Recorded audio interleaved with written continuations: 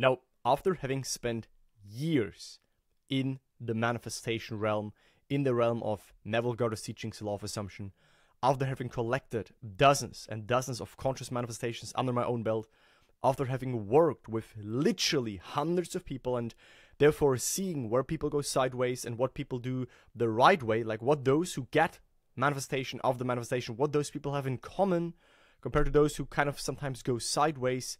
After having gained all of those experiences within the years, I can confidently share with you right now 2 main keys that you should not forget, that you should keep in your mind when you consciously manifest your goals. So without any delays, let's just start right in, and I would like to uncover right now those 2 keys that you can implement to manifest your goals. So the first one is this, and this is what Neville Goddard said. He said that you are limited only by your uncontrolled imagination and lack of attention to the feeling of your wish fulfilled. And I want to go in detail on what that means so that you really understand why this is such a key point and you should not just like glance over that, okay? So let me put my image here and let's just continue with that. So this is what Neville said. The great secret is a controlled imagination and well-sustained attention, firmly and repeatedly focused on the object to be accomplished. Right? The keyword here is repeatedly focused on the object to be accomplished, on your desire to be already accomplished. Right? So to sustain your attention there, because again, our attention is usually directed into thoughts, it's usually directed into external experiences, and our attention is usually scattered. Right? You know, just a few people really direct their attention onto something. That's called focus, right? That's called being single-minded and really going in one direction and keeping your attention on something that what is like what becomes really hard in today's generation. But that is important, but also to repeatedly, right, to again go to that wish fulfilled state and to again go to that wish fulfilled state until really that deep down identification with this desired version of you grows. So it cannot be emphasized too much by creating an ideal within your mental sphere, by assuming that you are already that ideal, you identify yourself with it and thereby transform yourself into its image. Right? I will explain that in a second. So thinking from the ideal instead of thinking of the ideal. Right? So what we do is, and I always say this in my videos, right? It all starts with a desire. It all starts with a want for change, with a hunger, with you wanting to be different. You're dissatisfied with something. You're fed up with how things are in a certain life area, and you say, you know, now it's time to really change that because I'm fed up. I'm seriously, you know, triggered by how things are. That's what it starts with. Then what we do is, without having any proof, without having any evidence, without our world showing us any confirmation right now, we create this ideal, right? We basically form this desired state. We get clarity on who is it that I want to be, what is it that I want to have, and we start to form this image. And our mental sphere is just our inner world, right? Our inner reality. So we start to say, oh, yeah, this is who I want to be, this is what I want to have. But then, more important, because what some people like to do and fall into the trap of is they start to construct states, right? Oh, this would be nice, and this would be cool, and oh, I could also maybe be this or have this, but they're not really occupying it, right? They just create, they flirt with these states and possibilities, which are all there, which are all in existence, which are all absolutely valid, but they make none of them actually be hardened into fact because you're not really identifying deeply with it. And that's the second step, right? Once you know what you want, you have to assume that you are already that ideal without any proof, without any confirmation,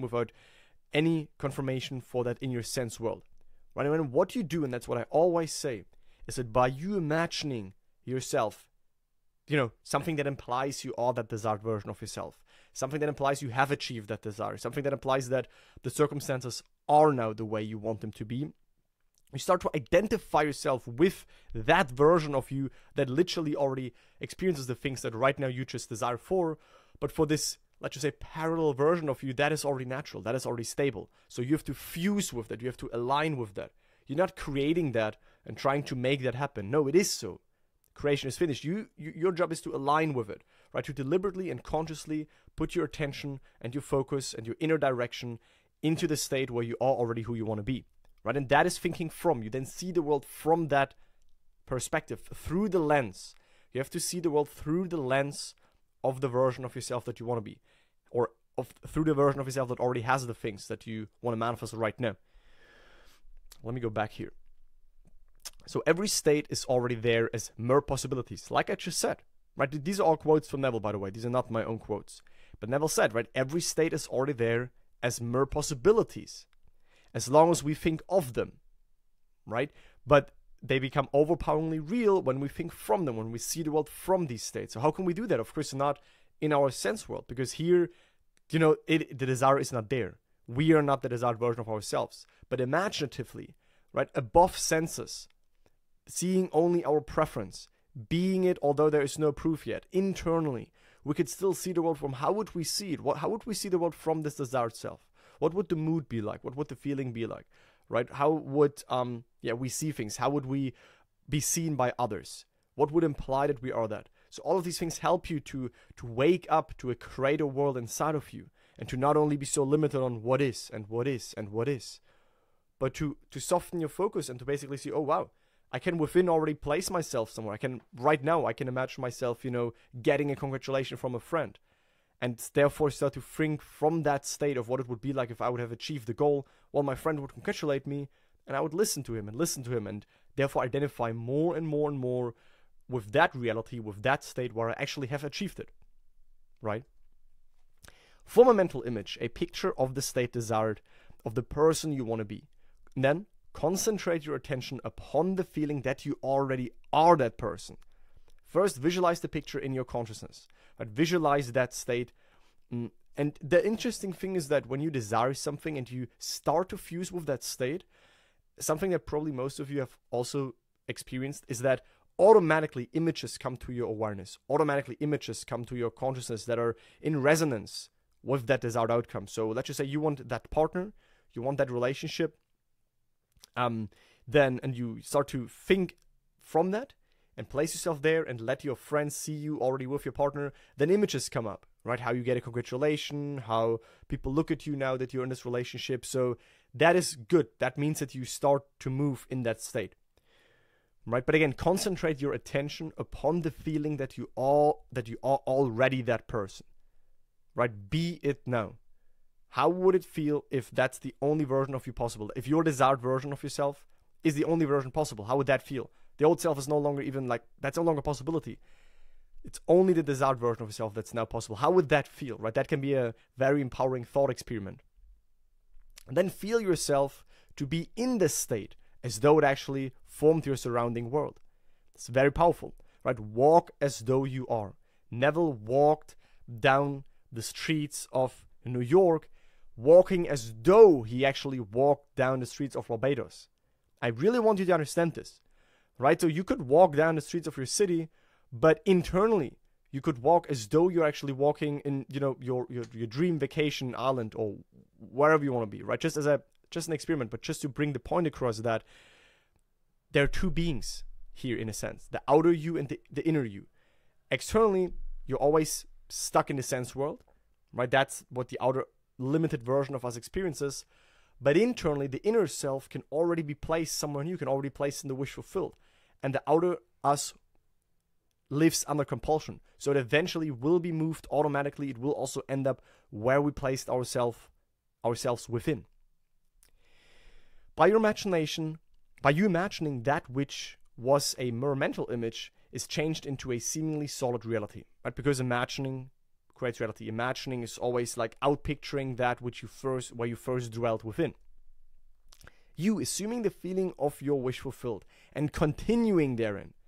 Key point, right? Some people are really good at understanding the theory, and then they imagine their wish fulfilled. They shift to the end state, right? They identify themselves with the desired version of themselves. They go to the end, and they feel a relief, and then they say, "Oh yeah, I got it. That's it," And then they go back in life, and then there's a curveball. There's something unexpected. There's an opposite. There is something that triggers them, and then they're like, "Oh my God, what should I do? What's wrong? What's happening?" Instead of continuing, maneuvering gently back to the wish fulfilled, right? Take upon yourself the results of that state, right? So when you continue in that state, you take the results of that state, obviously. Not assuming the feeling of your wish fulfilled, you are ever free of the results. So that's this tragedy that happens to most people, right? Where they try and change things on the outside, try to get new results, try to seek things, but not being them before, right? But the seeking never finds, right? The one who seeks for love never finds love. The one who seeks for money never finds money. The one who seeks for health never finds wealth. You have to be healthy. You have to be this love partner. You have to be in the relationship. You have to be the financially abundant person, and your world will rush in. Circumstances, events, people will be your messengers, will be your mirrors to confirm that you are now what you claim yourself to be. And then you get it confirmed through life. But without, right, not assuming the feeling of the wish fulfilled, aka not shifting to the end state, you will forever be free of the results. So what we learn from that is that it starts within you. The results follow automatically and naturally. So when you understand the redemptive function of imagination, you hold in your hands the key to the solution of all your problems. Right? Because you know that, okay, should you ever face a problem, which happens in the human life, we don't have to be delusional, right? Being in the human experience comes with limitations, comes with problems, therefore comes with desires to be free of those problems, whatever that might be in our lives. So that's normal, right? But the more you understand those teachings, those principles, how consciousness works, how life works, lesser and lesser and lesser will you call something a solid, final, set-in-stone problem. It is more like, okay, that's an undesired circumstance, yeah, but it's not final. Because, it's always like reverberant. It's always delayed. It's always, it always will mold if you reposition yourself within. So how can you therefore, if something undesirable shows up, this law is not about that, or learning about these teachings does never mean that there's never ever in your life something, that might trigger you, that might seem a little bit problematic. Of course it becomes less, and it definitely decreases. I can confirm that from my own life, is that I don't really remember a time where I felt severely triggered or like there's like a huge problem or where I absolutely hated my life. It definitely decreases, but still here and there, of course, they're like, that's life. But, and that's also what Neville said, right? I can't promise you like a magic wand. I can't promise you that, you will forever be free. But he said that with that, you could always transcend all problems and go beyond them, right? Through your imagination, through leaving the level of the problem by assuming the level of the solution and dwelling within already in the solution, right? And so that the problem will fade and transcend, and you will actually experience a new state which is free of the problem. So the great secret is a controlled imagination. Now we get the quote from the beginning. And a well-sustained attention firmly and repeatedly focused on the feeling of the wish fulfilled. And now here is a key point. So repeatedly, assuming the feeling of the wish fulfilled, which you can do very powerfully in a longer imagination session. We do that also in my program weekly, on a weekly basis, together, where we don't just imagine for like a minute. No, we really go into like a repeated imagination session for 10 to 20 minutes and repeatedly experience the wish fulfilled, right? Because what that does is it fills the mind and grouts all other ideas out of your consciousness. Because remember, your life is outpicturing the contents of your consciousness. Your life is outpicturing basically the contents of your inner reality, what you're identified with, what you assume to be true, what you believe to be true, what you're convinced of to be true, what you've accepted as true for yourself, right? Your self-concept, the key part here. All of the states you're like identified with, that is what your life outpictures. And if we know that this is life outpictures our inner world, then would it make sense to change something out there? Not really. Then we change the contents of our consciousness. And again, by dwelling on a new wish fulfilled, until it fills the mind, until it fills your inner space, until you are identified with it, and it crowds out all other ideas out of consciousness, all the old states, all this old version of you is crowded out. It's basically, there's no more room for that because you're fully surrendering yourself to that desired self. Right? Key point here. So the truth that sets you free is that you can experience in imagination what you desire to experience in reality, right? Don't get too hung up on the wording, right? Because that can be a little bit confusing, that Neville's saying here, what you experience in reality. He with that is referring to the outside world as reality. I would maybe translate that and say, you can experience in imagination, in your reality, in wherever you dwell right now, here and now, that is your reality, what you desire to experience in the flesh, in your outside world. And by maintaining this experience in imagination, your desire will become an actuality, right? But your desire already is an actuality, right? Your desire already is in existence. Your desire already is a creation is finished. So is a state, is a reality, is a portion of that creation which does exist.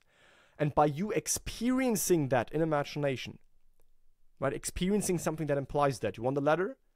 Okay, what would imply you have a ladder? You would climb it. You want the rose? What would imply you have a rose? Well, you would smell it. You would hold it in your hand. You want the car? What would imply you have it? Well, you would have the car keys.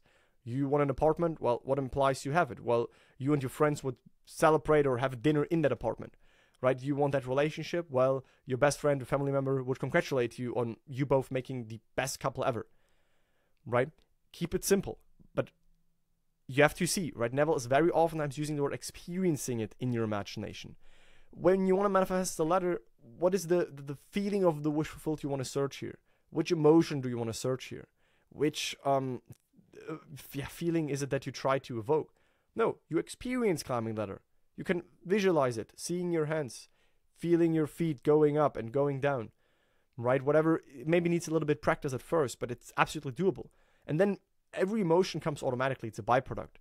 But the keyword is maintaining this experience and going back to this imaginative experience of the wish fulfilled. That is how you manifest, right?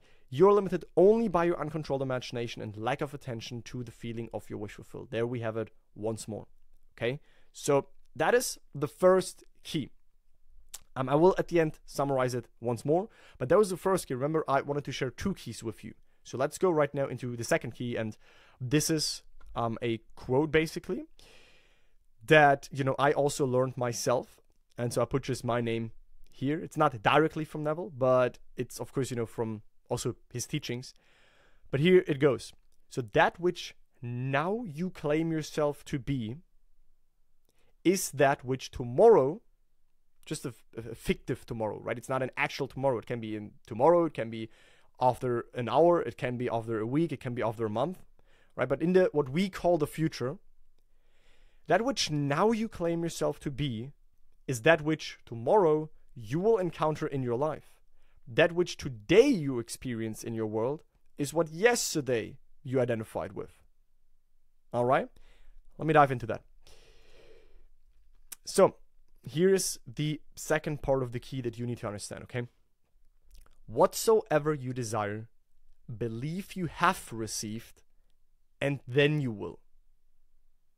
That's how easily you apply it. For an assumption, though false and denied by the senses, if persisted in, will harden into fact. Right? What I said earlier as well. We have no reason to believe. This assumption that we make is right now false for our senses. It's right now denied by our senses. But we still persist in that unseen truth, in that unseen reality, in that unseen state, in that unseen version of ourselves. And if we persist in that, it will eventually harden into fact because it has to. That's the cool part about it. But also I want you to pay close attention to this quote, right, from the Bible. Whatsoever you desire, believe you have received, and you will. So the first part, I just took that apart here. The first part is believe you have received. Right? So whatever you desire, it doesn't make any distinction on what it is, right? Whatever you desire. It's not saying, okay, you can manifest a car, but an apartment, that doesn't work. So be honest with yourself. What do you genuinely desire? So the first thing, once you know what you want, is then you have to believe you have received it. Believe you have received it. What does that mean? Where can we believe that we have received something for which our external senses have no evidence, no reason to believe, no clue? Well, in our inner world, in our awareness, in our imagination, right? I am here and now. Believe you have received.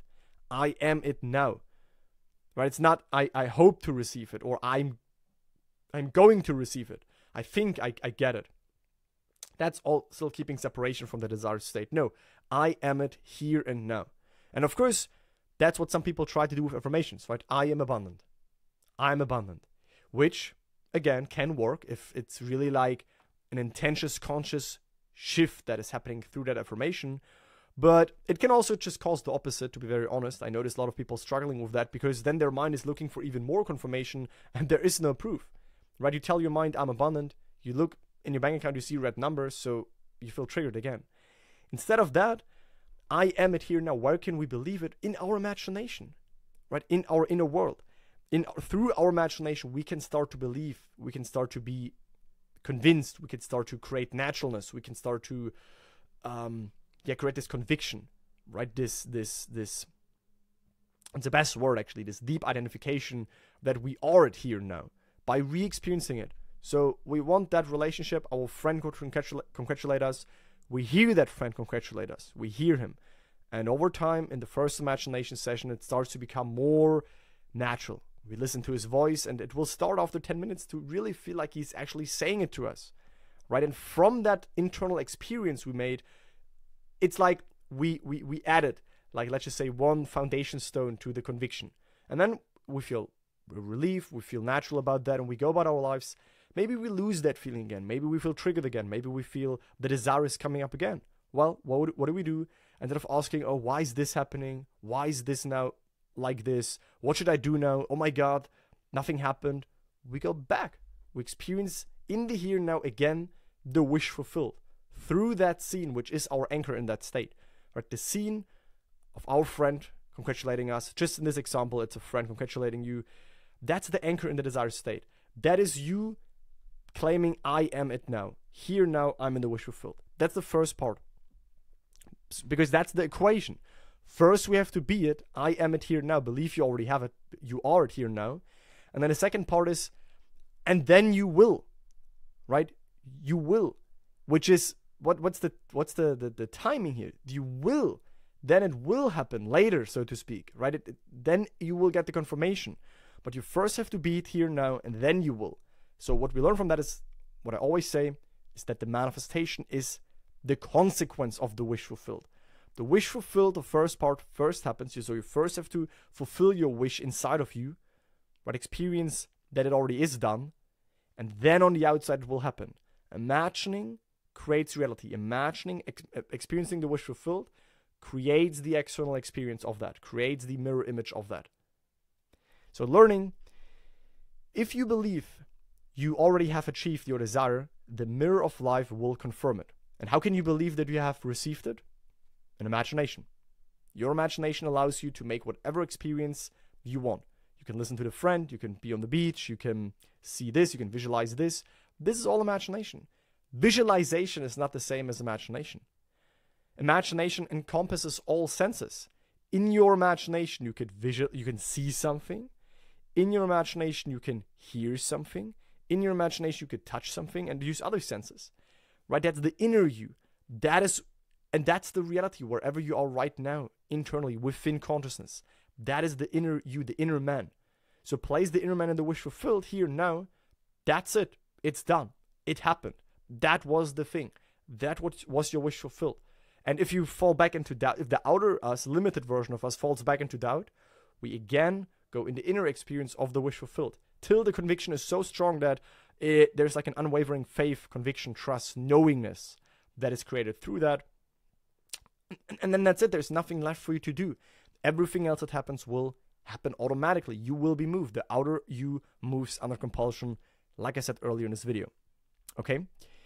And then the third part, right, when we go to this quote here, an assumption, though false and denied by your senses, if persisted in, will harden into fact. Right? An assumption, though false and denied by your senses, if persisted in, will harden into fact. I already explained that. So if we persist in that unseen state, that unseen assumption, it eventually has to harden into fact. But what you can also learn from that is it already exists. It simply hardens into fact. It's like the unseen then becomes seen. But you keep your trust that it already is so. And now let the weak, and that's why also there is this quote, right? Let the weak man say, I am strong. There is no reason for the weak man to believe that he is strong. There is no reason for the poor person to believe that they're abundant. There's no reason for the ill person to believe that they're healthy. There's no reason for the lonely, not partnered, not with your desired partner, version to now say, okay, I have this, I am this, right?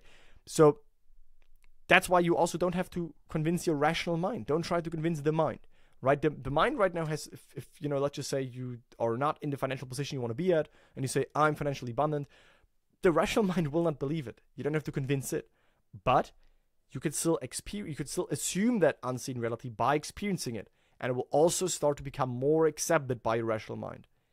Right? So make use of this ability to assume things to go above your senses. Right? That is a credibility that, again, most of us have not awakened to. Because most of us take their cue from what their senses tell them, and they stop there.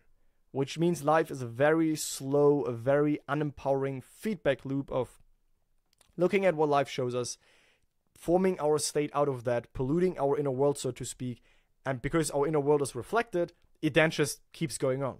So at some point you have to make a cut and say, wait, I'm not starting at looking at what is and taking my cue from that and forming my state from what is. No, I decide what is. Right? I now say I am strong, although I'm not. I say I am healthy, although I'm not. Right? And again, I support that by imagining that I am. That creates this real identification. So via an imaginative act that implies that I am now strong, which is just a placeholder for your desire, I internally identify with that state. It will become natural. And the world is a confirming mirror. So once it becomes natural, what is natural to you, who you know yourself to be, right? Life does not give you what you want. I hope to get this. I hope to be this soon. No, life gives you who you are. And then once you are it, your life will confirm that. And that is summarizing the whole thing, right? As within, so without. First, it's a subjective knowing, which only you know why you dwell within. No one on the outside can see where now you dwell within. On the outside, they see the outer you. That's maybe struggling with finances. That's maybe not in the partnership. That's maybe not in the ideal health circumstance. But subjectively, you can create a new ideal for yourself. You could shift into the ideal version of yourself that you right now desire. And then it is expressed, and then the others see it. And then it will also be natural and normal for others in your life. Right? And those are the two keys that I wanted to share with you. Right? First, you're limited only by your uncontrolled imagination, right? And reimagining things that are already in your world, imagining random things, imagining, let's just say, also unwanted things, because you have not realized that where you dwell within is eventually reflected, and also you're not, putting attention on the feeling of the wish fulfilled, so it becomes natural and accepted and normal for you. And again, that which now you claim yourself to be is what tomorrow you get. Where you now place yourself within is where eventually you will also be on the outside. And that which now is in your life is what yesterday, a week ago, a month ago, you imagined, you identified yourself with. But if there are now things that you don't like, if you're now dissatisfied with your life, we don't have to go back and find the exact moment where we potentially imagine that or cause that, or we don't have to ask, why are things right now like they are? Why did I got this flu? Why am I, not in this desired outcome or circumstance that I want? Why am I now stuck? What caused my business to be stuck? What caused this to be stuck? No.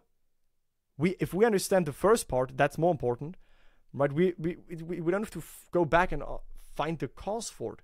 We see now things are as I don't like them to be, but it's still always a mirror. They will always change if I change, if I reposition myself. So then we start to reposition ourselves within, regardless of what right now is showing up. And then that eventually will be expressed. That's the dynamic of the inner man and the outer man. I also made some videos on that a couple of, maybe like a week or two ago. You should find it on my channel. But yeah, guys, these are two very important keys. So if you liked that video, definitely leave me a like so that this video spreads and more people wake up to their inner world.